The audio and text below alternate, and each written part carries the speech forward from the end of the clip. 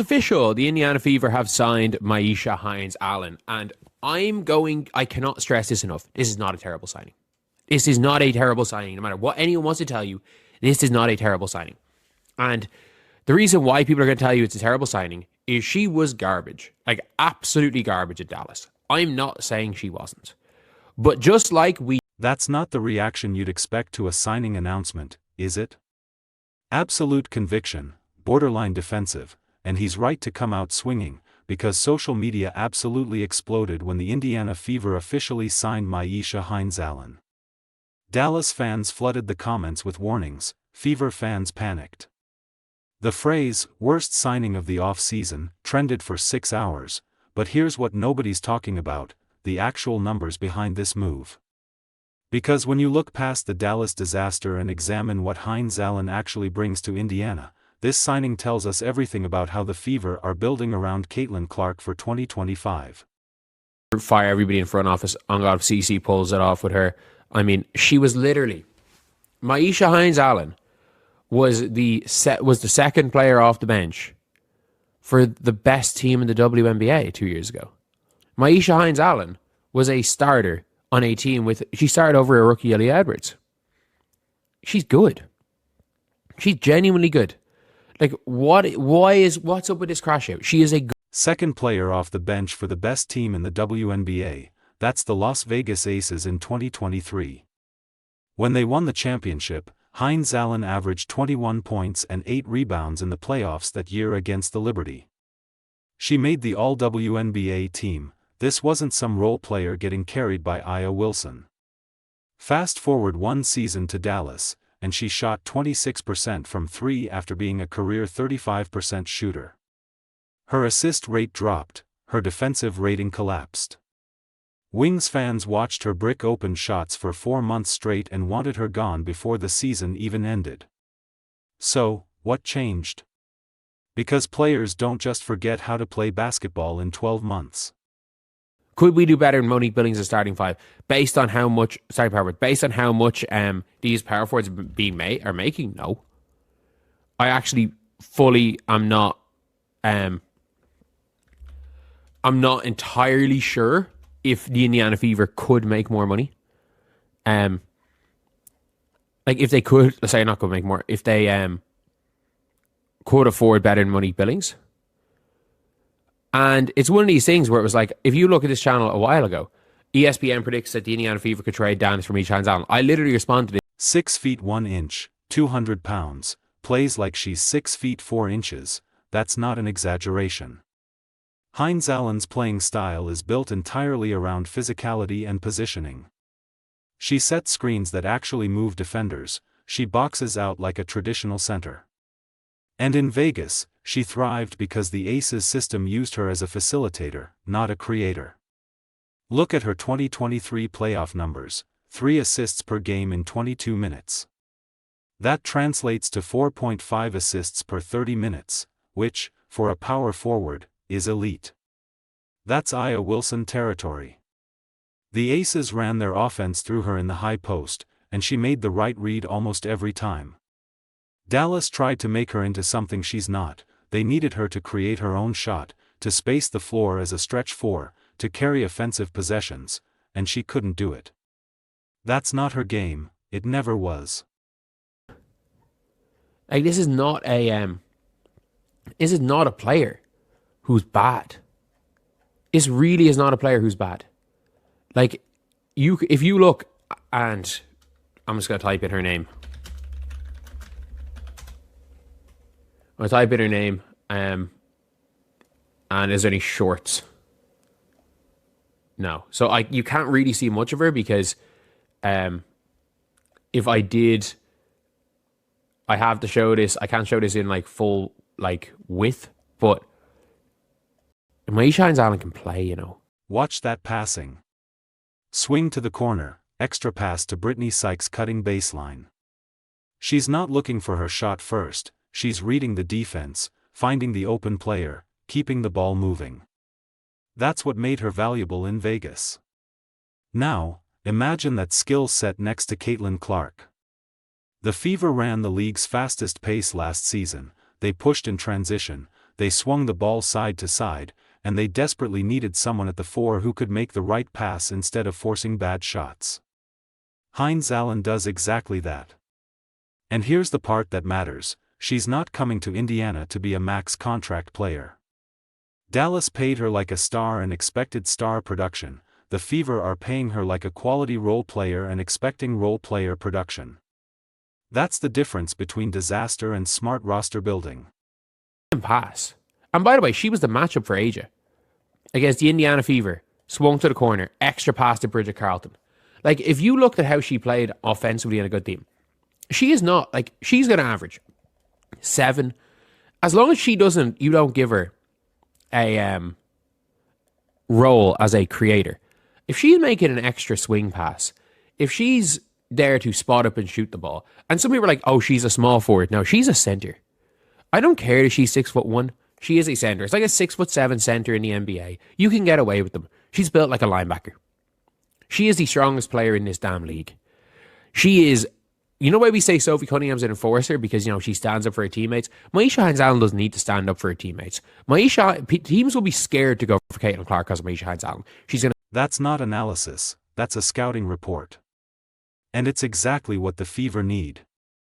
Caitlin Clark got absolutely brutalized by physical defenses last season. Teams face guarded her 94 feet from the basket, they grabbed her off ball, they bodied her on every cut, and the Fever didn't have anyone who could set a screen hard enough to actually free her up. Nalissa Smith tried, but at 190 pounds, she got pushed around by bigger defenders. Hines-Allen is the strongest player in the WNBA, not one of the strongest, the strongest. She benches more than most men's college players. When she sets a screen, the defender goes backwards whether they want to or not. That's not hyperbole, that's physics. And here's what that means for Clark: actual space to operate, real screens that force switches, help defense that has to respect the role. Suddenly, those step-back threes become easier, because she's got 2 feet of separation instead of a hand in her face. It is a good signing. Like, if you look again at Hines-Allen, for her career, like last season, she averaged in 22 minutes 3 assists per game, which for a big translates to per 36. Like, heck, it's 4.5 per 30 minutes, which for a big is like Aaliyah Boston level as far as assists are concerned. Like, I still, for anyone getting mad at me that I got her date of birth wrong, it says it here, 29 years old. She is not 29. She is not 29. She is. Based on everything that's left, it's a good signing. That's the context everyone's missing. The Fever aren't comparing Hines-Allen to Breanna Stewart or Nafisa Collier, they're comparing her to what's actually available. Temi Fagbenel has left for Europe, she's not coming back. The Fever don't recruit overseas players, so the entire international market is off the table. That leaves domestic free agents, and the list of available power forwards in February 2025 is brutally thin. The realistic alternatives were Kayla Stokes, who's 33 and averaged 3 points per game last season, Brianna Beal, who's a defensive specialist with 0 offensive game, or they could have brought back Damiris Dantas, who shot 28% from 3 and provided nothing on defense. Compare those options to a 30-year-old former All-WNBA player who had one bad season on a dysfunctional team, and suddenly, this signing makes perfect sense. College in 2014, which means either 30th of May 1996 or 30th of May 1995 are both accurate. I'm actually trying to look up when her birthday is. I don't know. Does it say it on her college profile? No, it doesn't. Either way, she is either just about the right side of 30 or she's just about the wrong side of 30. And on a 1-year deal, this is not a bad option. Like, is there better options? Sure. But they all cost. Like, in a world. Hines-Allen defending Aya Wilson in the 2023 playoffs, she's not getting blown by. She's holding position, forcing Wilson into contested shots, making her work for every bucket. That's elite defensive awareness against the best player in the world. Then look at her offensive possessions, high post catches, immediate reads, quick decisions. She's not holding the ball for 5 seconds trying to create, she's moving it within 2 seconds, and the offense flows. That's the version of Hines-Allen that the Fever are betting on, not the Dallas version who tried to do too much, the Vegas version who understood her role and executed it perfectly, and the contract structure matters here. This is a 1-year deal. If she comes to Indiana and shoots 26% again, they cut her next February and move on, but if she returns to being a 35% shooter who sets great screens and makes smart passes, they've got a legitimate starting power forward on a value contract. So, let's talk about what this signing actually reveals about the Fever's 2025 strategy, because this is about way more than one player. The Fever had cap space, they could have thrown money at a big name, they could have overpaid for someone with a better reputation. Instead, they signed a reclamation project with upside, and that tells you exactly how they're thinking about roster construction. They're not building a super team, they're building a system around Caitlin Clark, where everyone has a specific role, and nobody's asked to do things they can't do. Hines-Allen isn't being asked to create offense, she's being asked to screen, pass, and defend, that's it. 3 things she's proven she can do at a high level when she's not being misused. Think about the position this puts the Fever in. They've got Clark as the primary creator, they've got Aaliyah Boston as the interior presence, they've got Kelsey Mitchell as the secondary scorer. Now they add Hines-Allen as the connecting piece who sets screens for Clark, makes the extra pass, and bangs with bigger players on defense. That's a coherent rotation, that's 4 players who complement each other instead of overlapping. And it's exactly the kind of smart, unsexy roster building that wins games, but here's where it gets interesting, the Dallas situation wasn't just about basketball.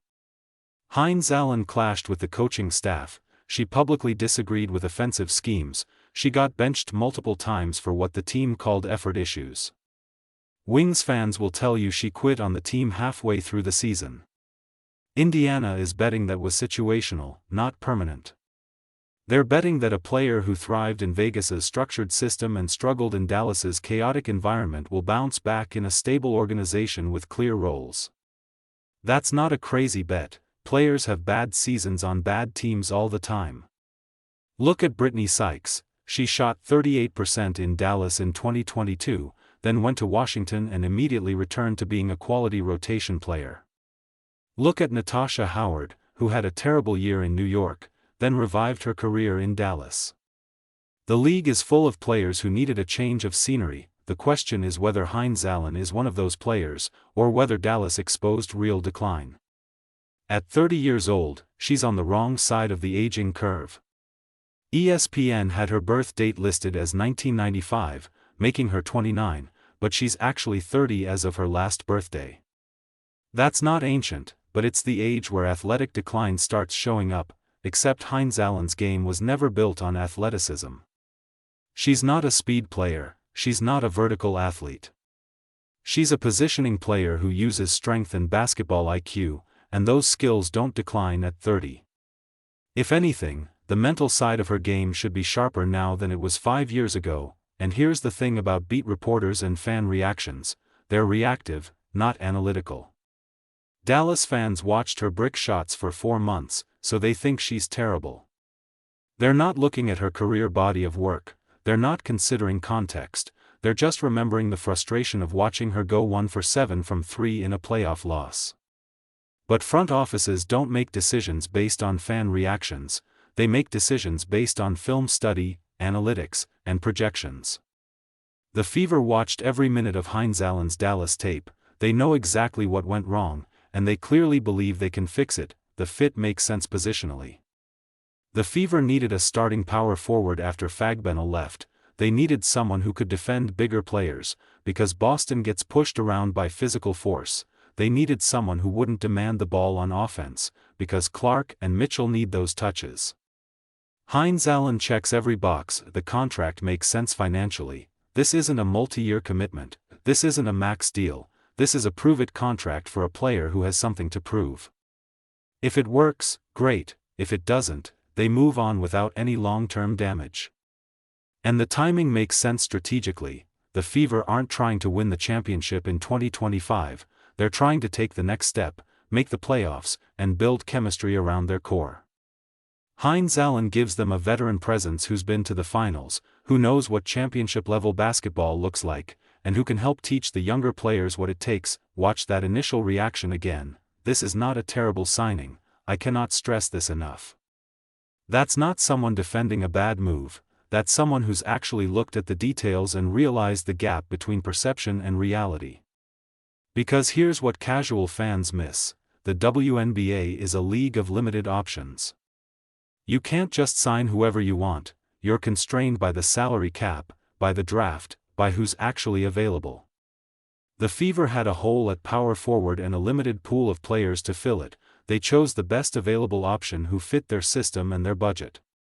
That's not exciting, that's not going to generate hype on social media, but it's smart basketball operations, and if Hines-Allen comes to Indiana and gives them 10 points, 6 rebounds, and 3 assists per game while shooting 35% from 3 and setting bone-crushing screens for Caitlin Clark, this signing is going to look brilliant by June. So the question becomes, are you judging this move based on what actually happened in Dallas, or are you judging it based on what angry fans are saying on Twitter? Because those are two very different things. One is evidence-based analysis, the other is emotional reaction. The Fever made a calculated bet on a player with a proven track record who had one bad season in a bad situation.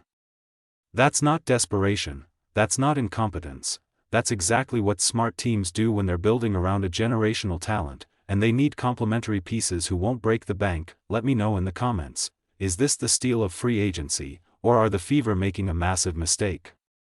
Because 6 months from now, we're going to know exactly who was right.